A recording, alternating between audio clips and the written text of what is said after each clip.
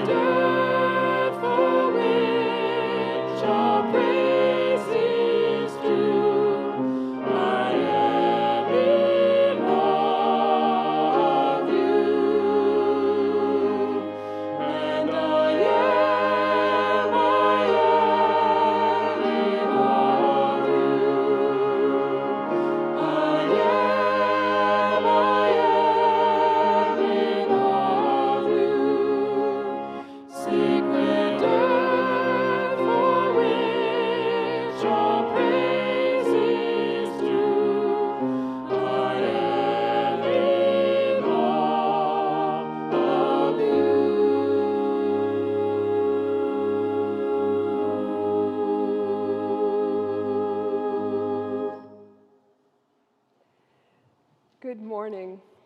Welcome everyone to worship at First Unitarian Church in Portland, Oregon. Our mission is to nurture the individual spirit and together work toward the beloved community. I have several announcements to share this morning. It's the time of year for church elections. Voting members of the church should receive your ballots in the mail this week. Ballots need to be returned to the office by May 23rd. This year, you are asked to vote on the proposed new budget, the adoption of the 8th Principle bylaw, and a ballot of 7 recommended candidates to serve on the nominating committee and board of trustees. Access to photos, positions, and biographies of each candidate will appear in the front steps and on your congregational ballots. And the candidates for the nominating committee are Jesse Eller-Isaacs, 2nd term, Ingrid Giesvang, 1st term, Dean Baker, 1st term. Candidates for the Board of Trustees are Mindy Clark, 2nd term, Theo Harper, 2nd term, Barbara Morrison, 2nd term, and Ryan Dybert, 2nd term. You'll have the opportunity to meet them all today after service in a Meet the Candidates virtual forum. A QR code will appear at the end of the service to link you to the forum. Also on the ballot this year is a vote to adopt the 8th Principle into the church's bylaws. As you probably know by now, the Board of Trustees and several other of our church groups endorse adoption of the 8th Principle. You can go to our website under About to learn more about the proposal and read the endorsements. Following today's service, from noon to 2 p.m., Reverend Bill and members of the Board of Trustees will lead a workshop on exploring the 8th Principle for anyone who has yet to learn about the proposed principle and what it means for our church. And there are 2 other great ways to connect with fellow congregants today. Immediately following the service is our weekly virtual social hour. And also starting at 11:45, we will have the Social Justice Council and Community Meeting. All are welcome to join us for some spiritual nourishment to sustain our ever-emergent social justice mission. So please look for the slide displayed after the service for all 4 of these events: the Candidate Forum, the 8th Principle Workshop, Social Hour, and the Social Justice Gathering, so you can easily get to the perfect Zoom room for you. Thank you for joining us this morning. Reverend Bill will now light our chalice here in the sanctuary. If you have a candle or a chalice at home, I invite you to light it now as well. We are Unitarian Universalists. We light this chalice in faith, in hope, and in love.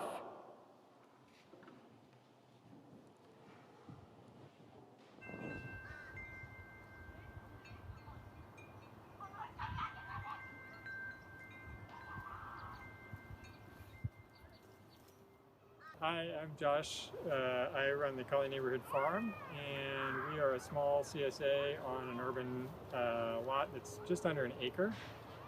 And I got into urban agriculture because I was working in some community gardens down in East Palo Alto, which is a very underserved neighborhood in a number of ways, and got really inspired by that community garden, which was a real hub of action in the neighborhood. There were no playgrounds, but it was a place where the kids could come, and all the families hung out and ate good food, and I thought that should be in every neighborhood. And so it was a way to combine, for me, a lot of the ecological and social justice issues that I was interested in a very practical application of all of that, and with community as the backdrop.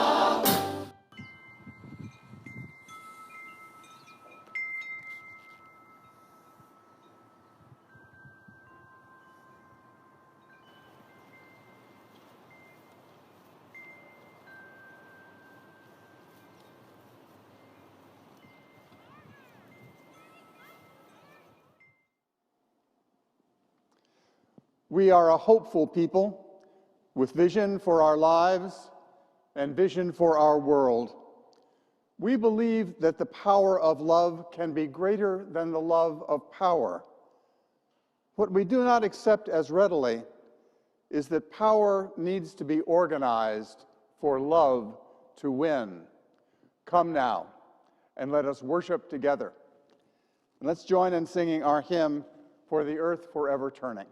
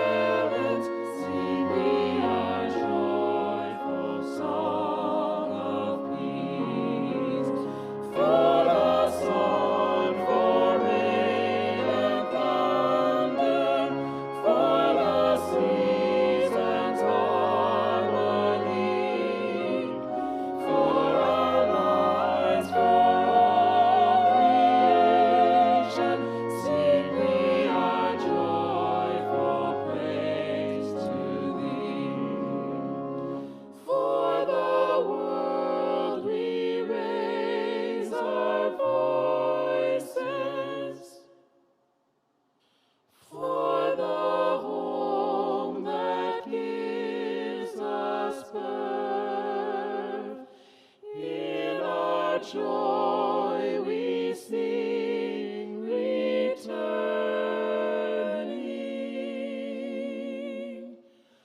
home to our blue-green hills of earth.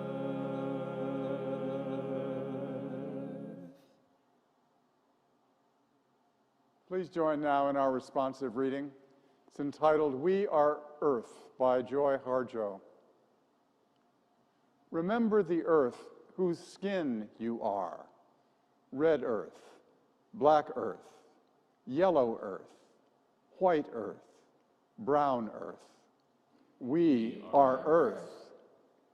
Remember the plants, trees, animal life, who all have their tribes, their families, their histories too. Talk to them. Listen to them. They are alive poems. Remember the wind.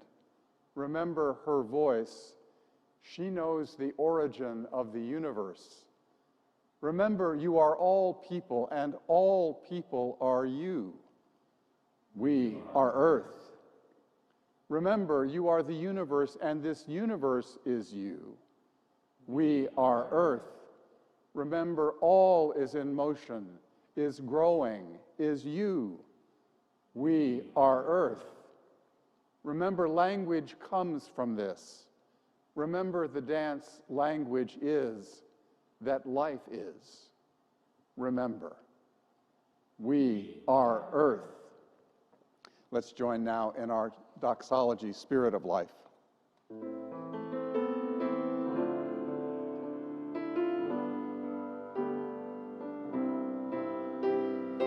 Spirit of life, come unto me. Sing in my heart all the stirrings of compassion.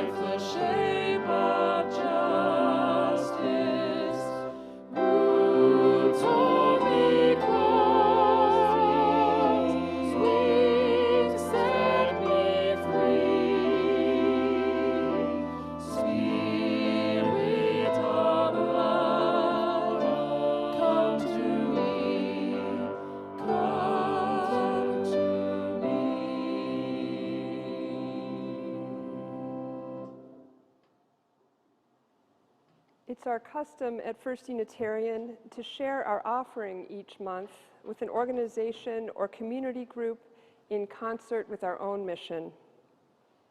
For the month of May, First Unitarian shares our plate offering with the Pacific Northwest Family Circle, an all-volunteer community group that supports Oregon and Washington families whose loved ones were killed or injured by police. When a loved one is killed by the police, it puts the families into a club they never wanted to be in. The Family Circle provides emotional support for traumatized families, educates the public on police violence, supports families in implementing their ideas for justice, and makes their voices heard together at the local, regional, and state levels. Founded in 2016 by two mothers whose sons were killed by the police in Oregon, the Family Circle is dedicated to making change so that no more lives are lost due to policing. We are grateful to these families who transform their grief by creating a profound web of solidarity, mutual care, and building a vision for public safety for all of us. To share your offering, you can scan the QR code that will appear on the screen in just a moment, or you can also use the Donate Now button on Boxcast. Thank you for your generosity that helps sustain the ministry of this congregation and our community partners.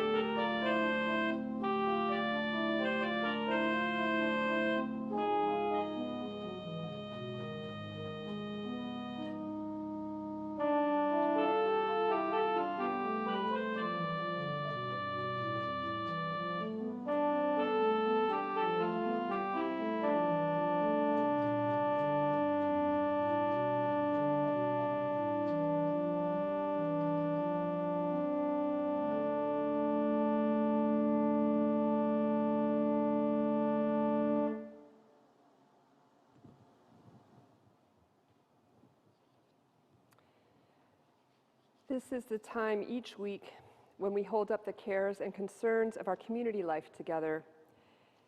Today we have no parish concerns to share.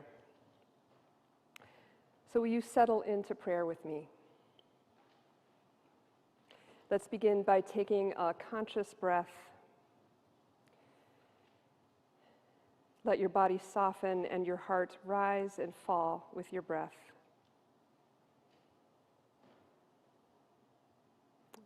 And let your next breath emerge at its own pace.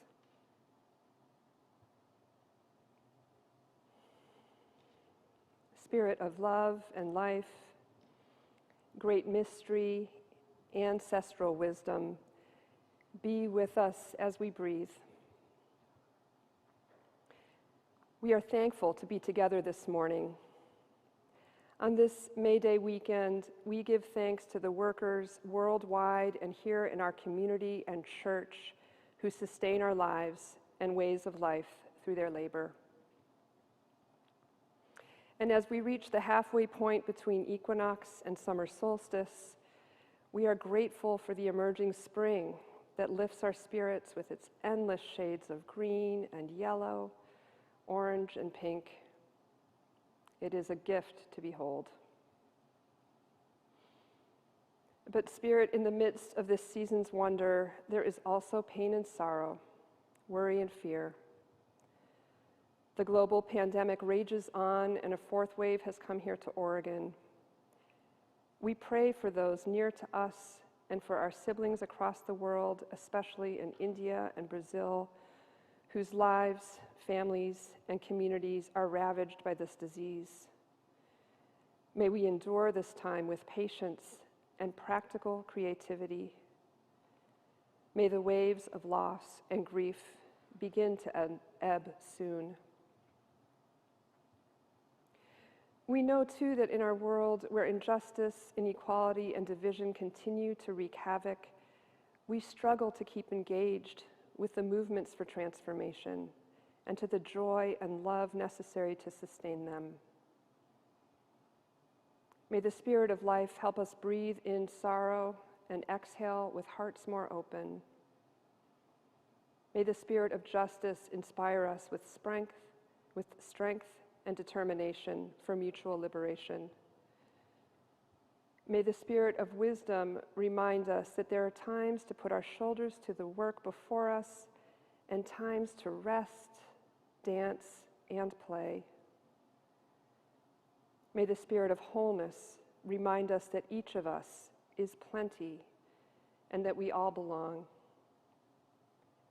And may the Spirit of presence remind us to notice the transformation and renewal emerging all around us, of which we are a part.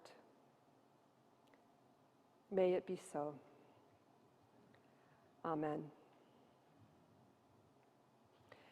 Let's be together now for a time of silence and meditation.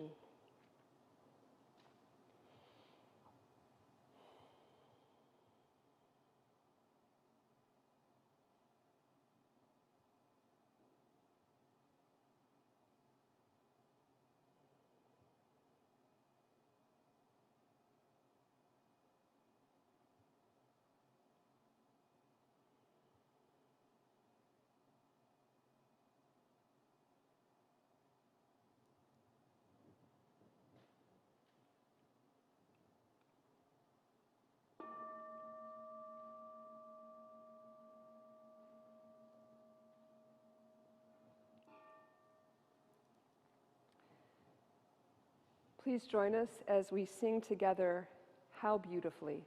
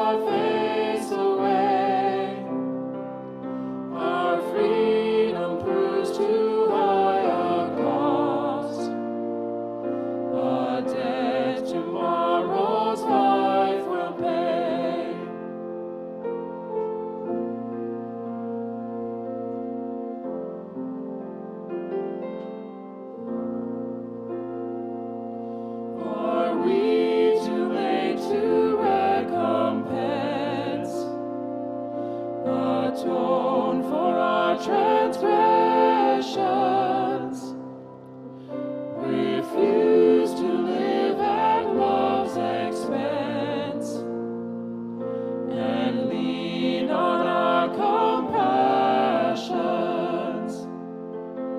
Our ignorance will hold us here until there's nothing left to spend. Each dying acre on this sphere cries out for our abuse to end.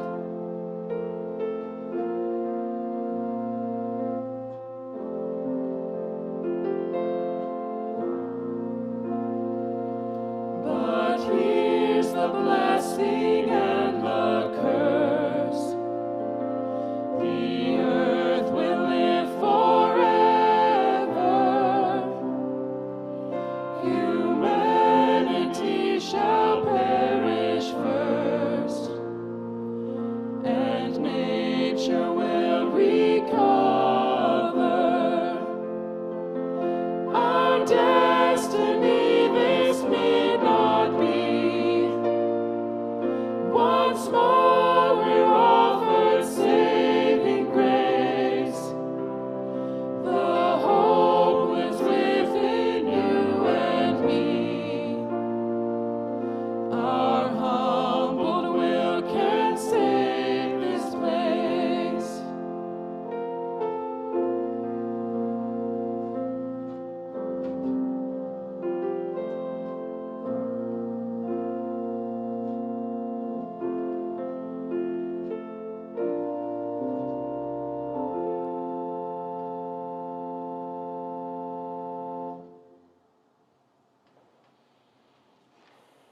Our reading today is an excerpt from Braiding Sweetgrass by Robin Wall Kimmerer. Hold out your hands and let me lay upon them a sheaf of freshly picked sweetgrass, loose and flowing like newly washed hair. Golden green and glossy above, the stems are banded with purple and white where they meet the ground. Hold the bundle up to your nose. Find the fragrance of honeyed vanilla over the scent of river water and black earth, and you understand the scientific name Hierocloe odorata, meaning the fragrant holy grass. In our language, Potawatomi, it is called Wingashk, the sweet-smelling hair of Mother Earth. Breathe it in, and you start to remember things you didn't know you'd forgotten. A sheaf of sweetgrass, bound at the end and divided into thirds, is ready to braid. In braiding sweetgrass so that it is smooth, glossy, and worthy of the gift, a certain amount of tension is needed. As any small child with tight braids will tell you, you have to pull a bit. Of course, you can do it by yourself by tying one end to a chair or holding by your teeth and braiding backwards away from yourself. But the sweetest way is to have someone else hold the end so that you pull gently against each other, all the while leaning in, head to head, chatting and laughing, watching each other's hands, one holding steady while the other shifts the slim bundles over one another, each in turn. Linked by sweetgrass, there is reciprocity between you. Linked by sweetgrass, the holder is vital to the braider.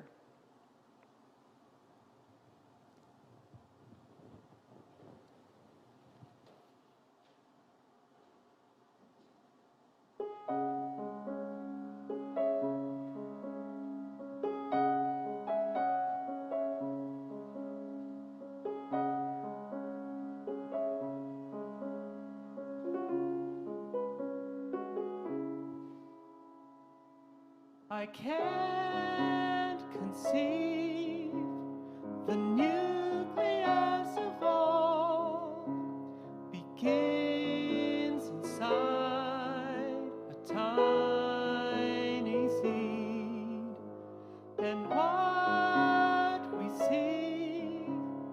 as insignificant, provides the purest air we breathe. But who am I to doubt or question the inevitable being? For these are but a few discoveries we find inside the secret life of plants.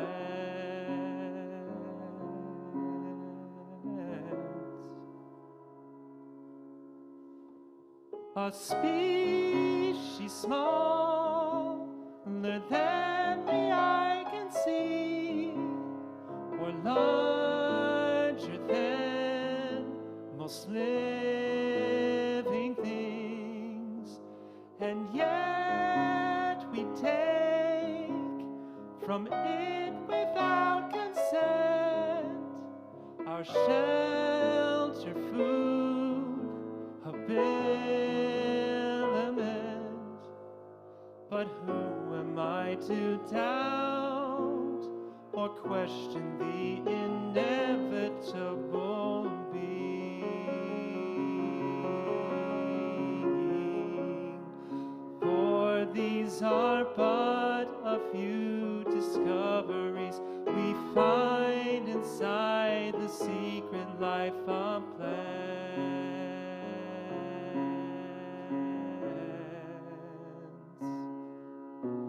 But far too many give them in return a stump cut down or burn, as if they're nothing. But if you ask yourself, where would you be? Without them you will find you would not. And some believe, and tellers are their leaves that spans beyond our galaxy. They've been, they are, and probably will be, who are the mediocrity. But who am I to doubt or question the inevitable being? For these are but a few discoveries we find inside the secret life of plants.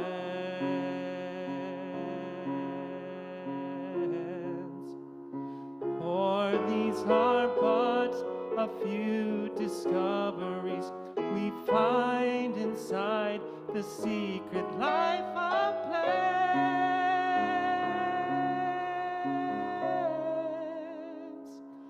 Oh, oh, oh,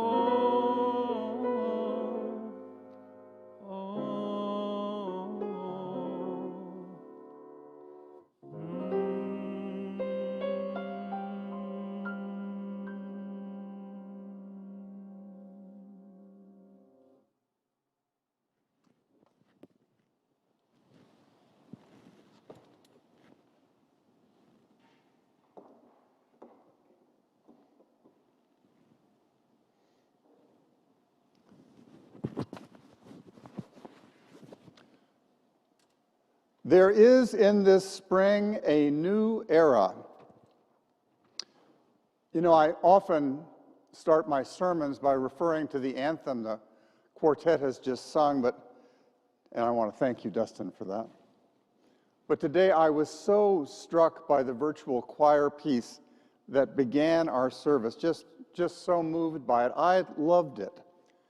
I love the setting in that community garden in the Cully neighborhood, a model of empowerment by those who have been disempowered. And I love the Santana lyrics and rhythms. Did they bring a smile to your face as they did for me? That video was a perfect musical introduction to our reflection today. The consideration of Earth Day in this year of COVID and climate change and the ongoing urgent demand for racial justice. How do Earth Day and COVID and racial justice, how do they all fit together? Or do they? How do we organize power so that our journey toward beloved community does not replicate the exclusion and the injustice of the system that got us into this mess in the first place? How do we organize power so that love can win? There is in this spring a new era. In the air of this new universe, today there is freedom.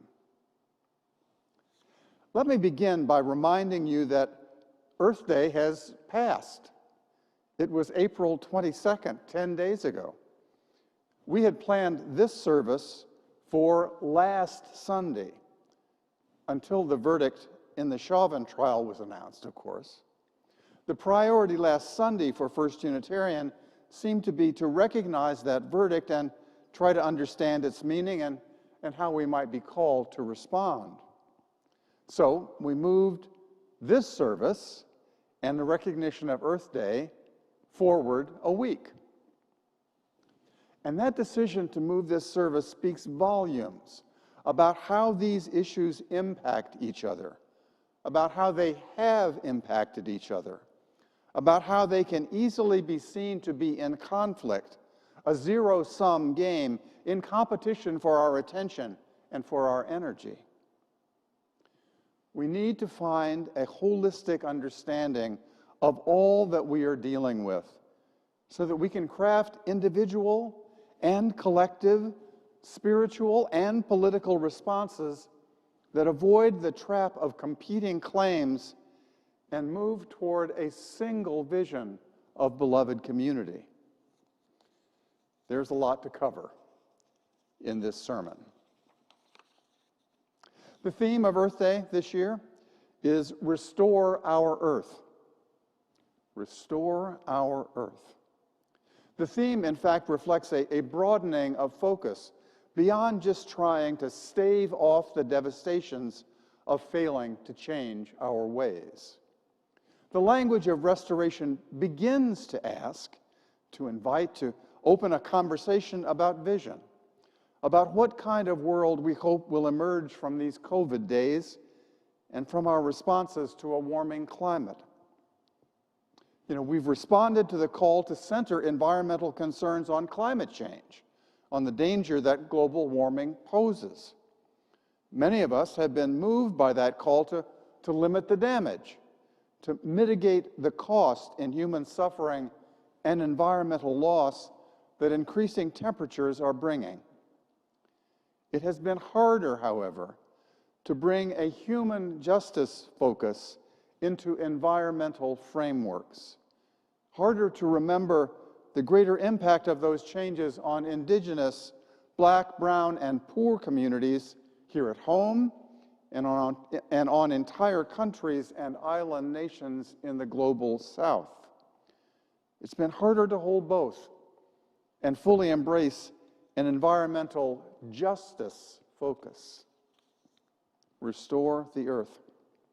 As the Earth Day Network writes, the theme is based on the emerging concept that rejects the idea that our only options to save the planet are to mitigate or adapt to the impacts of climate change. The Earth Day Network urges taking the time out demanded by the pandemic to concentrate on efforts not only to limit the damage of climate change, but to change the trajectory. We do have a new president who is taking the United States back to the international table and promising to cut U.S. greenhouse emissions by 50% by the end of this decade. And the pandemic early did give us a glimpse of a different environmental future, with CO2 emissions down 7% last year, demand for oil down 9%. And with the shutdown, we saw the air clear in our cities. Last year on Earth Day, I showed pictures of the India Gate in New Delhi, just before shutdown, when the air was so thick with pollutants that you could barely make out its shape. And after just a few weeks of shutdown, when the skies were blue again and the arch of the gate was visible in startling detail. But the economic cost of that glimpse, of that improvement, has been and continues to be horrific. And it has been borne most by those on the margins, by those least able to survive it, Black and brown and poor communities. Even the virus seemed to target them because of the way our system forces those communities to live. They paid the greatest price. Well, many of us, not all, but many of us, we may have been inconvenienced, but we sheltered in comfortable homes with income secure and investments growing. But reopening is now the agenda, restarting economies. The planes are full again. Cruise ships are starting to sail. There's traffic again. Have you been out enough to notice that here in Portland? Reopening. And the question is whether we will just return to the pre-COVID patterns, to both the environmental degradation and the pre-COVID economic injustice, which in fact has deepened during the pandemic. On this Earth Day, how can we chart a different course that deals with climate change and the restoration it calls for, but also includes all of us, not just some? And this is a religious question for a faith community with universalist in its name. We are called, I believe, to recognize, as Audre Lorde wrote way back in 1982, that there is no such thing as a single-issue struggle because we do not live single-issue lives. Her argument in a lecture at Harvard titled Learning from the 60s laid the groundwork for what we now call intersectionality, of seeing the intersections of identities and concerns so that we could work toward holistic future options. Seeing the intersections and telling the truth. Again, from that lecture, we know what it is to be lied to, and we know how important it is not to lie to ourselves. We are powerful, Lord wrote, because we have survived, and that is what it is all about: survival and growth. And perhaps it is the transition from mere survival to growth and flourishing that Earth Day, with its language of restoration, is calling us toward. The work of justice always involves tension, just like braiding sweetgrass is best done with tension. Tension is to be expected, but a competition between the issues of environmental justice and racial justice is a false, zero-sum game, because the beloved community addresses both, or it is not worthy of being called beloved. We need new models for change. And these are moral issues. As religious people, it is true that we need to stay on the right side of history. We need to mobilize moral energy, just as Dr. King mobilized the moral sensibility of this nation during the civil rights era. But we also need to organize power, just as he organized power to end American apartheid. His words: "Power without love is reckless and abusive, and love without power is sentimental and anemic. Power at its best is love implementing the demands of justice, and justice at its best is power correcting everything that stands against love." Power needs to be organized so that love can win. The question is not whether we organize power. The question is how.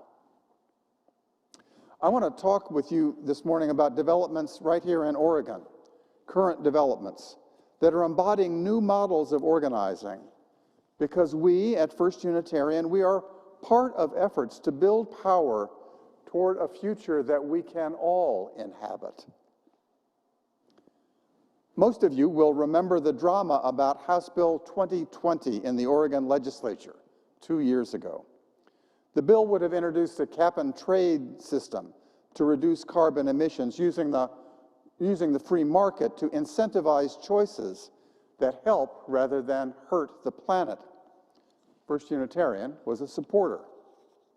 But the politics in Salem and the walkout of the Republican legislators prevented the bill from passing. Do you remember the drama that was involved? The bill, and that kind of top-down, market-driven approach, however, did not bring the voices of marginalized communities to the table.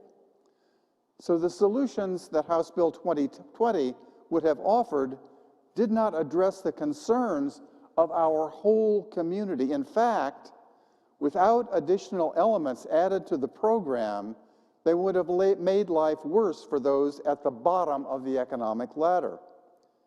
It was not an accountable approach. And I want us to start using the language of accountability. The eighth principle, the adoption of which we will vote on this month, I got my ballot on Friday, you'll get yours soon. The eighth principle calls for accountably dismantling racism and the other oppressions in ourselves and in our institutions. Accountably dismantling. Accountability asks who is at the table and who is being served. Accountability asks what relationships got us here and what relationships need to be sustained to move us forward. Our work at the church now takes those questions seriously. We are following the lead of the Oregon Just Transitions Alliance. It's the coming together of communities on the front lines of climate change, economic exploitation, and environmental racism. OJTA. It organizes to create shared ownership over our collective future. We're also joining with our longtime partner, Emerge, the interfaith movement for immigrant justice. Power is being organized by this broad coalition to support the Oregon Clean Energy Opportunity Campaign, which brings the concerns of frontline communities to the legislative table so that the address of climate change speaks to the daily lives of people who can't heat their homes and those who work in the fields. There are 3 bills to get behind. One, on energy affordability, House Bill 2475. It would create a low-income utility rate class to decrease utility costs for families already struggling with the economic recession. Second, healthy homes, Bill 2842. It would support home energy upgrades. And finally, the third, 100% clean energy for all, Bill 2021, with over 20 amendments.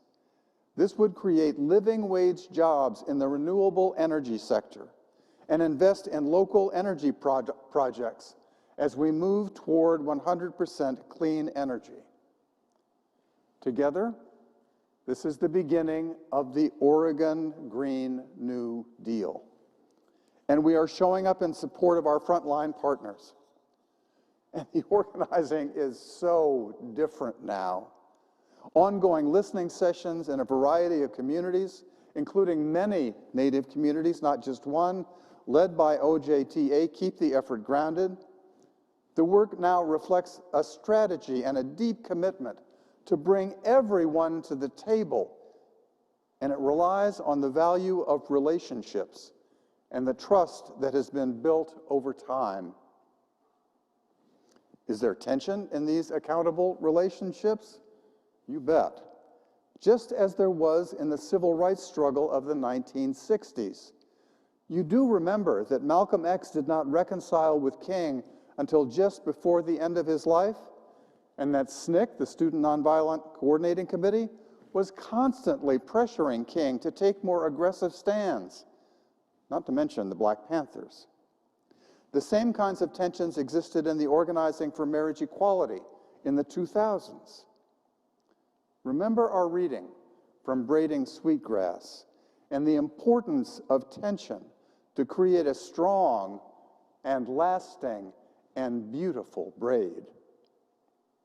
We are helping to organize power so that the means we employ and the relationships we rely on move us toward the vision of beloved community that we hold.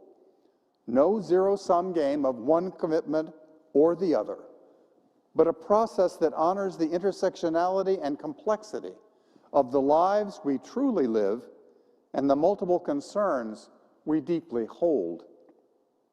You have heard me say often that the culture of white supremacy is a single culture that protects white privilege, yes, but it also protects patriarchy and ableism and the gender binary and the economy that is despoiling our planet. It is one culture. On May 12th, 3 of our Justice Action groups have partnered to host a phone bank that the OJTA has organized in support of the Oregon Clean Energy Opportunity Bills. Please look for details in the e-news to join this effort. It is hosted by our Immigrant Justice Action Group, by Community for Earth, and the Advancing Racial Justice Action Group. 3 action groups with different core missions working together, no zero-sum game, all sharing and embracing vision. This is breakthrough organizing for First Unitarian that holds great hope for our future. And our advocacy is deepening and getting smarter in other areas as well. Our Community for Earth leaders raised a question about the UUA's investment in a Canadian company named Enbridge, which is building a pipeline to take more tar sands oil across native land to refineries on the Gulf. Socially responsible investing had not quite caught up with this. It's developing at the UUA, and as a discipline, it's developing more broadly. It was our ability to see those connections that led the UUA to divest from Enbridge, our ability to see where we are now and also where we need to go. And at the meta-financial level, we are not working just for divestment from companies that profit from fossil fuels. We are beginning to find ways to use the power of money to move our goals forward. More of the relationships that support existing structures of power and privilege are becoming clear to us. Oregon's treasurer, with the encouragement of our coalition, has joined with 8 other state treasurers to insist that the banks the states use remove their board members who have deep links to the fossil fuel industry. Many of these banks have published net zero climate goals, which is great, but they are still lending huge sums to companies like Enbridge and making money on them. The banks, this is a quote, "The banks are gorging on donuts and then eating an apple afterwards," quipped one environmental justice advocate. Next Wednesday, May 5th, at 7 p.m., you can attend a virtual forum that First Unitarian is hosting with a broad coalition of climate justice groups from across Oregon. The focus is on these often invisible ties at the governance level. Registration information is available at our website. We are getting smarter, and we need to. We are building and sustaining more relationships, and we should. And we are claiming a more embracing vision for the beloved community that we hope can begin to emerge from these COVID days, when the injustice in our system has been highlighted in such stark relief. There is good news. on this Earth Day, this season of Earth Day. And the best news is that the more we see, the more we will be able to see. And the deeper our relationships become, the more nurturing and inspiring they will be. It is far too early to talk of a tipping point. We have really only just begun, but we have begun. Our own transition is in process. We are in motion. And there is truth in the old adage that an object in motion stays in motion. And that is very good news for today. It is even better news for tomorrow. So, a belated Happy Earth Day to you all. Will you join me now in a time of prayer and meditation? Spirit of life and of love, Gaia, Mother of us all, in this season of spring, we know that the pandemic is not quite done with us, and we know that justice has not flowed down like waters. But we are moving forward, holding concern for the earth, because we are earth, all of us. We are moving forward, holding the many things that must be held if we are to build a community worthy of being called beloved. Be with us as our vision takes shape and our deepening experience of organizing helps power serve the cause of love. We know that ours are the only hands on earth, and we know that hope lies within you and within me, within all of our companions on this small blue planet. And hope also lies in the sacred space held by Mother Earth, in which we can all thrive. May that be so, and amen. Let's join together now in singing our final hymn, Blue Boat Home.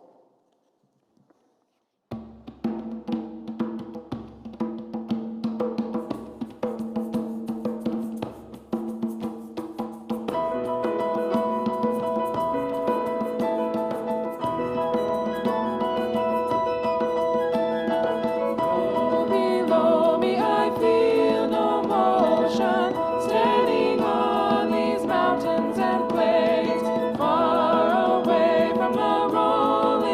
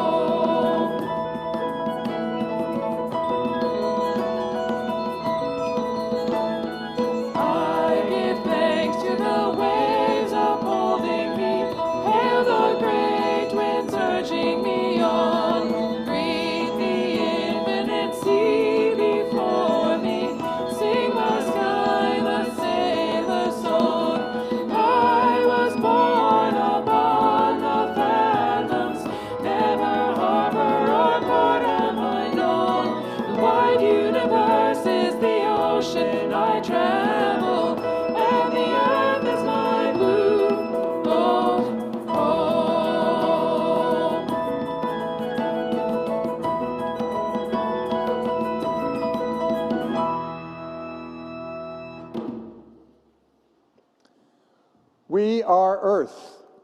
Remember, you are all people, and all people are you. We are earth, and we hold within us and among us all we need to sustain hope. This is the day we have been given. Let us rejoice in it and be glad. Go in peace, practice love. Amen.